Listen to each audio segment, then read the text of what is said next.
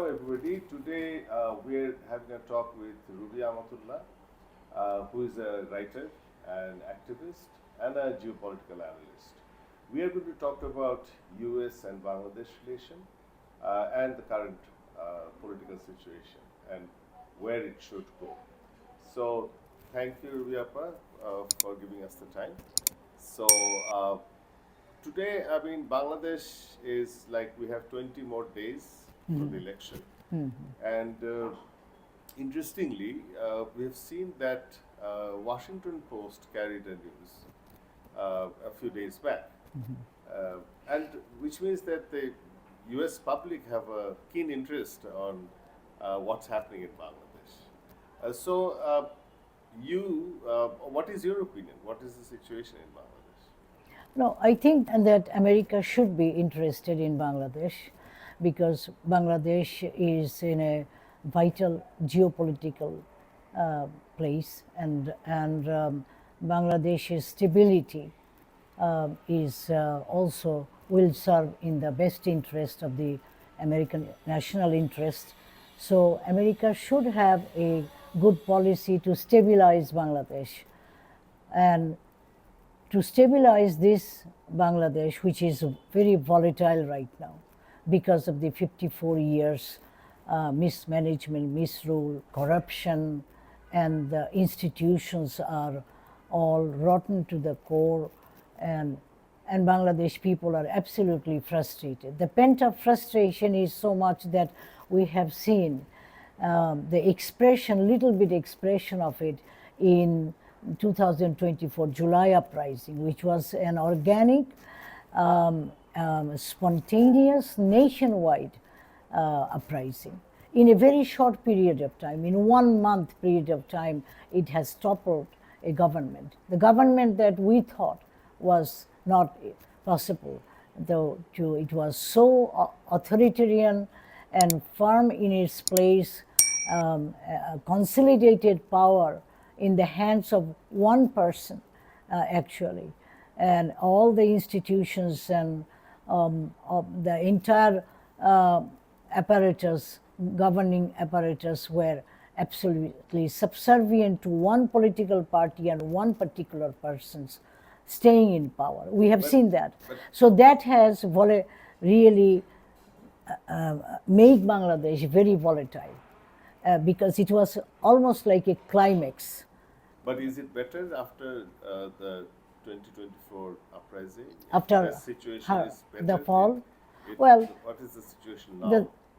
You are talking about the interim government. Right now, the interim government. What is the situation? Whether it is better?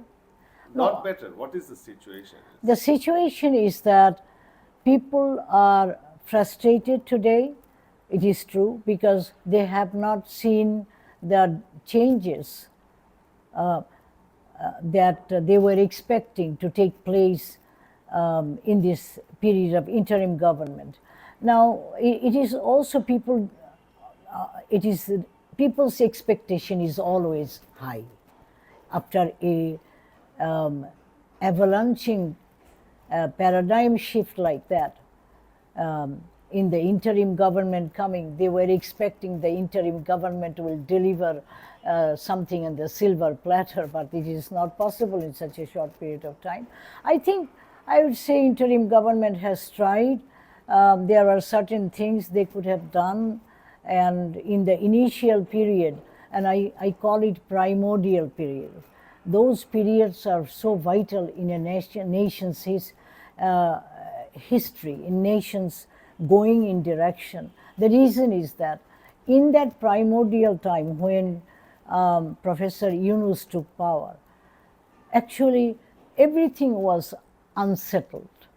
You could have set a very strong direction. But I'm saying, what is the situation now? What is your prediction? Where is it going?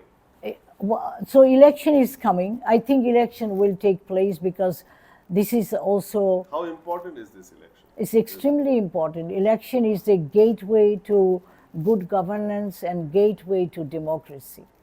If the election is not fair and free, then the opposition will think that they have been deprived and cheated. So they are not going to be stable and focusing on governance. They are going to be agitating, they are going to be on the street, they are going to be making, and also the country will understand that our vote, our rights have not been respected after such a long time. So that will be the cause of volatility.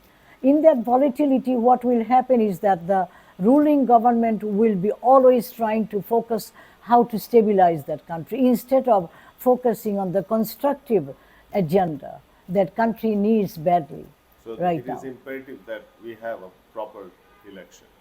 We must have a proper election, but I'm apprehensive a little bit about that. And so I think that I would say that outside power, especially global powers like the United States, because that is a democratic country and it is the oldest democracy in modern times.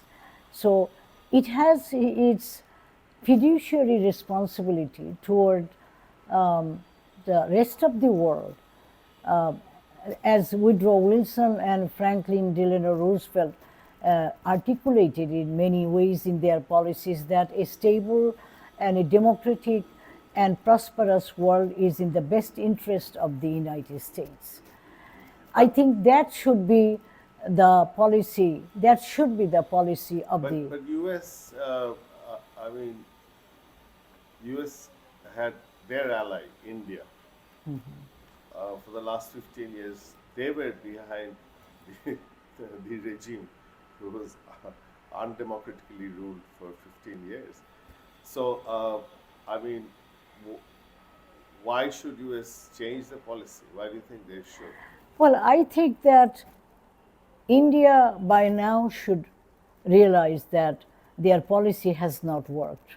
The strongman rule, the puppet government, or trying to make Bangladesh subservient, it has not worked.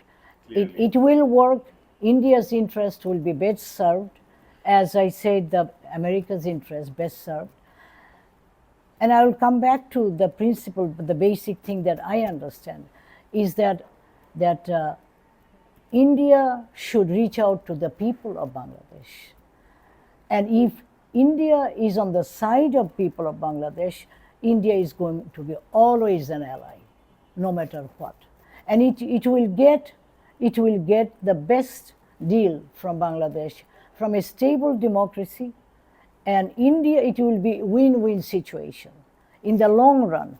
But what happens is that, what I see, is the predatory forces in a country and the elites always try to convince a government that we need to make this country, it is a resourceful country, or it is a country that can offer us some advantages. We must get those advantages and pressure their government. It is not only Indian government, but any government is under elites, when under elites' persuasion and pressure, then they take policies that are counter their own national interest and counter to the people of other country they are getting involved with.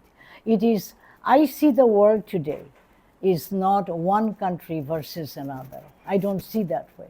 That India is whole India with all its people want Bangladesh to be their slave.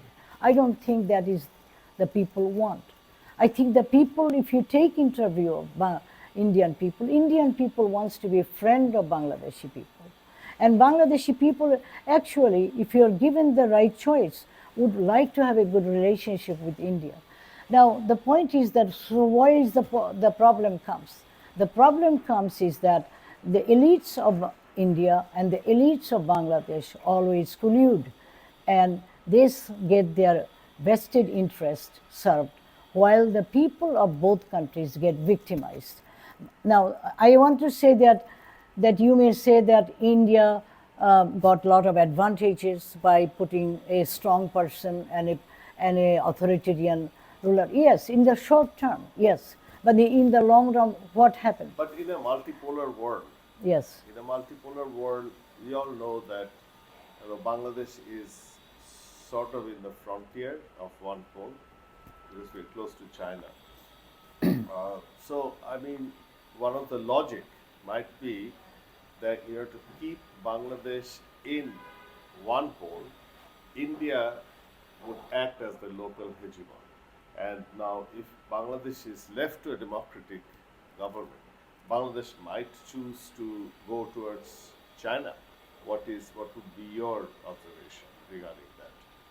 So, Well, my understanding is that looking at the global society as it is today, there is a bigger undercurrent going on that we need to take into account when we are assessing a particular country's situation like Bangladesh. And in this global society, I think the people are connected, people are ever more aware of their human rights and demand their good governance. They want self-rule. If you even, I think even if you go to China and give them a good survey, even people of China want self-rule. I mean, they are being served by their government well because government has thought out plan and all that. In the long run, I don't know what is going to happen. I think in the long run, it is democracy. I think in the long run, it is the people should hold the ultimate social power. And they should give the legitimacy to the government that will government will rule them. What will happen to Bangladesh if you are to give democracy a chance in Bangladesh? Isn't there a chance that Bangladesh moves towards China because it's so close to China? I think that Bangladeshi decision makers and politicians, policy makers, I think should always balance China, America, India, and all other countries. In this global society, you cannot tilt toward one country, one global power versus another, because then you are subjecting your own country to a tension, a geopolitical tension, and geopolitical instability that is not going to serve Bangladesh. And I can give you one case in point. This is Nepal for a short period of time. I think right now the situation is a little bit different.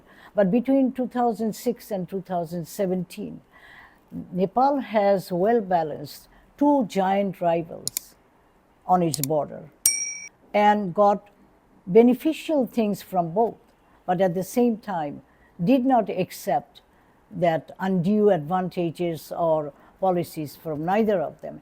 This is a landlocked tiny country. If that can do it, then the Bangladesh. And Qatar is doing the same thing. Qatar is it's a tiny country, but it is exerting on the world stage much bigger influence because also for Bangladesh, I mean, their export, 80% of Bangladesh export is RMG, and I think 80% of America, US and EU is 80% of. So Bangladesh cannot afford to move towards China.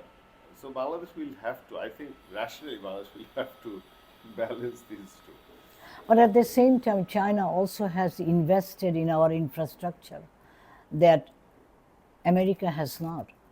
And we need both building up the infrastructure development. At the same time, we also need the business with America. So we have both interests, and we need to be friends of both countries. Correct. And if, for example, China thinks I want to have a total grip on Bangladesh, or America wants to think that total grip on, I think in this society, in this global society, it's counterproductive policy.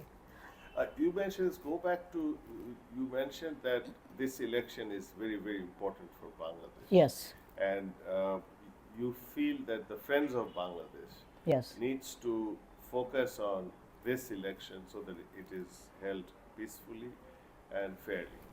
But what role can they play, the foreign friends of Bangladesh? All foreign powers, I think, for their own national interest, should pressure interim government, our bureaucracy, our military, all establishment, that the election must be fair and free. And fair and free, there is an acid test. That is when the opposition parties, the party who did not come to power with that many majority in the parliament, if they say that yes, the election is fair, like in Tunisia did, and many other places where the election was fair, the opposition also acknowledged the election was fair. So then we know that, that Bangladesh people will know that yes, the election is fair because all parties are saying the election was fair. So in that is what we need to achieve.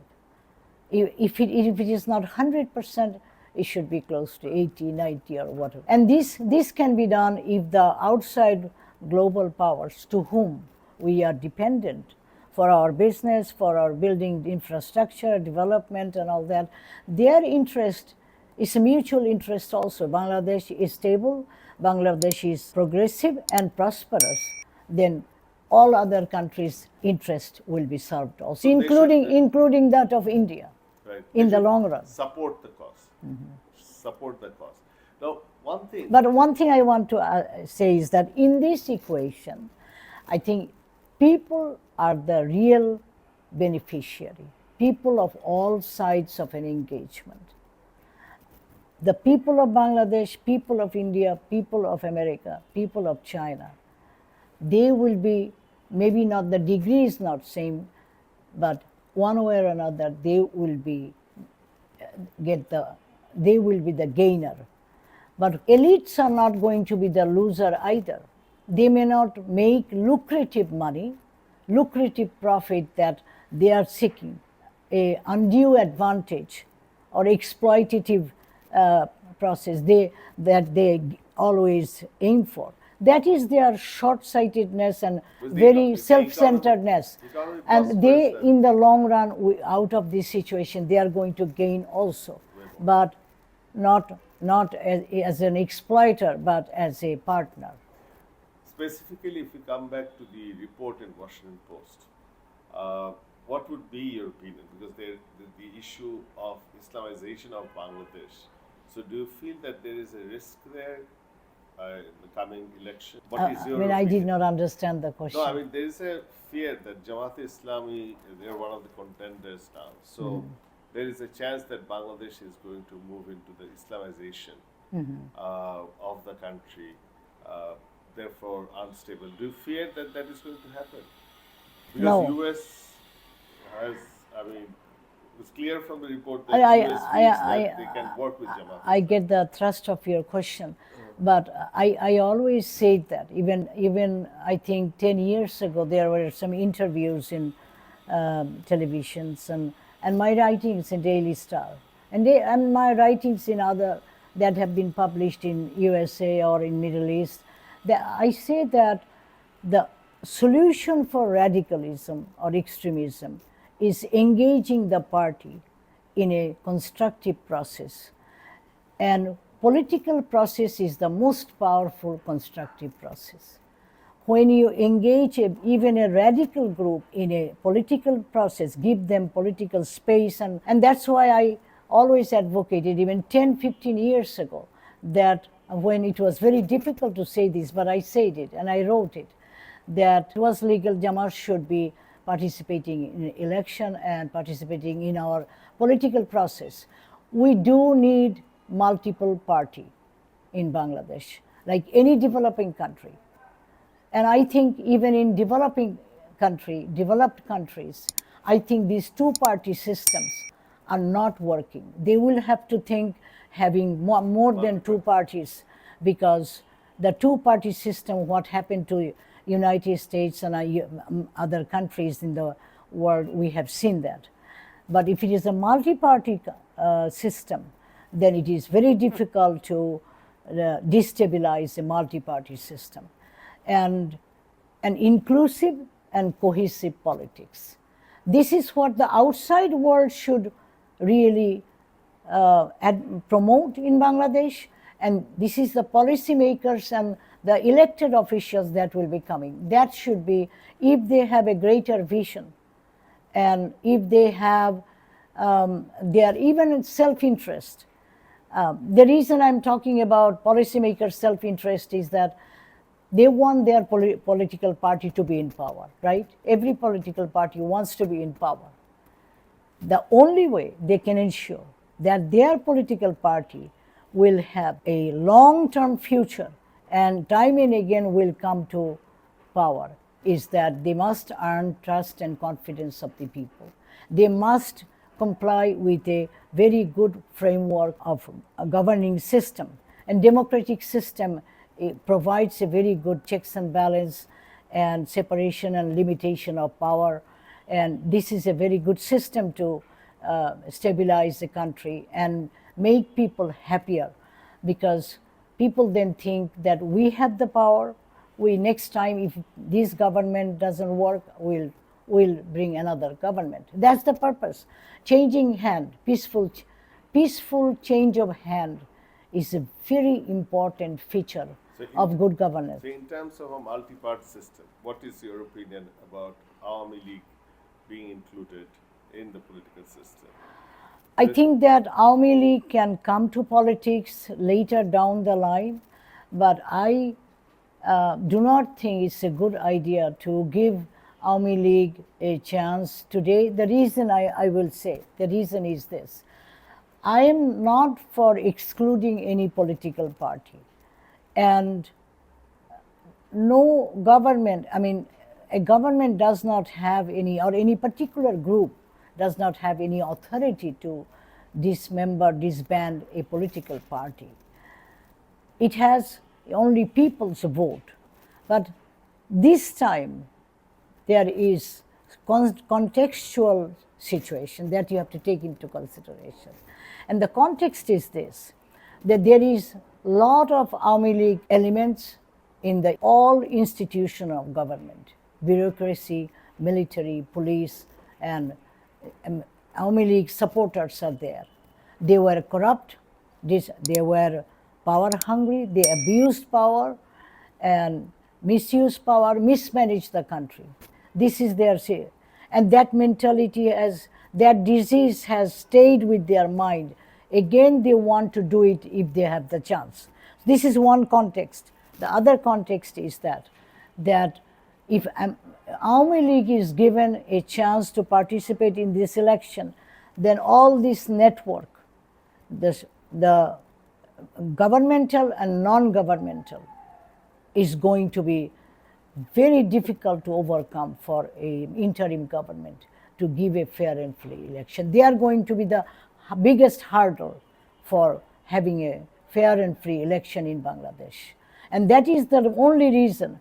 I think 1 or 2 elections later, I think I welcome a rehabilitated or changed Awami League, that their mindset change, and if staying in outside power, they can also go through a process of self-actualization, their reason for failures and all that. They can come back to be a very vital party, and and Bangladesh would welcome that. I don't see any reason. But the criminal elements needs to be the top leaders, top masterminds of Awami League has to be out. Then the new generation leadership should take over and revitalize Awami League. Then that's fine. And that goes for Jamaat also. You are asking about Jamaat. I have an inkling that you have this question, and I have too. I am a very religious person, and I am also universal person. I believe in, I hate to use the word secular, because this word is being misnomer and misunderstood by most of the people.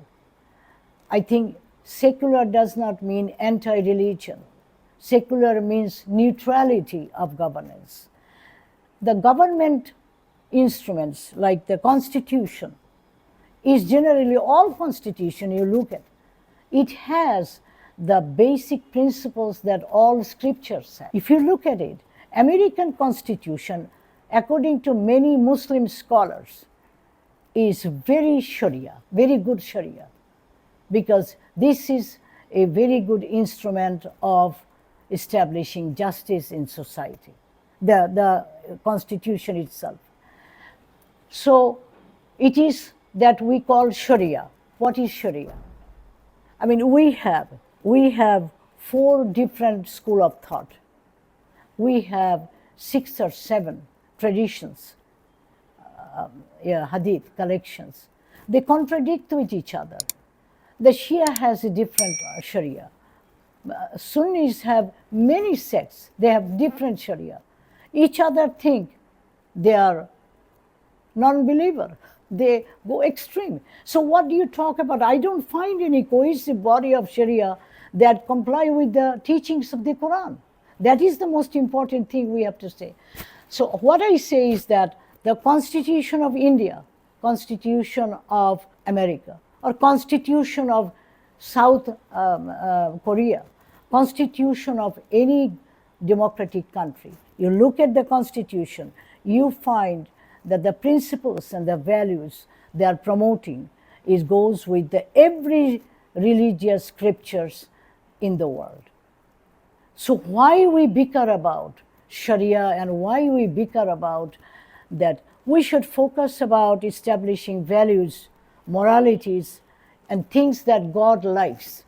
God likes to establish justice. God likes good value system that where peace can be sustained. The name of our religion is peace. Islam, the meaning is peace. If you cannot establish peace, then what good it is to have an Islamic state?